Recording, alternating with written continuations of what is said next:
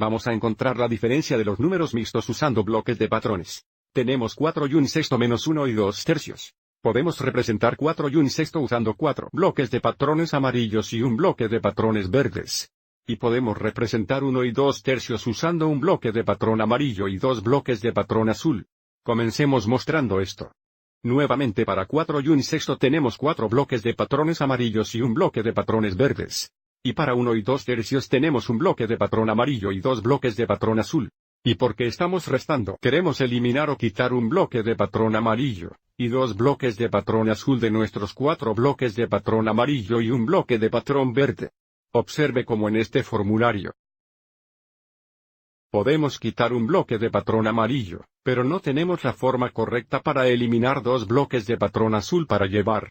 Tendremos que realizar un intercambio primero. Observe cómo podemos intercambiar un bloque de patrón amarillo por 3 bloques de patrón azul, como vemos aquí. Esto muestra que un todo es igual a 3 tercios. Y ahora tenemos 4 y un sexto en una forma donde podemos eliminar un bloque de patrón amarillo y 2 bloques de patrón azul. Así que sigamos y eliminemos nuestros bloques de patrones. Primero eliminaremos un bloque de patrón amarillo. Y ahora eliminaremos 2 bloques de patrones azules. Los bloques de patrones restantes representan nuestra diferencia. Avancemos y combinemos los bloques de patrón azul y verde. Tenga en cuenta que cuando hacemos esto podemos realizar otro intercambio. Podemos intercambiar un bloque de patrón azul, y un bloque de patrón verde por un bloque de patrón rojo. Esto muestra que nuestra diferencia es 2,5. Entonces 4 y un sexto menos 1, y 2 tercios equivalen a 2,5. Aquí tenemos la diferencia como un número mixto. También expresemos esto como una fracción impropia.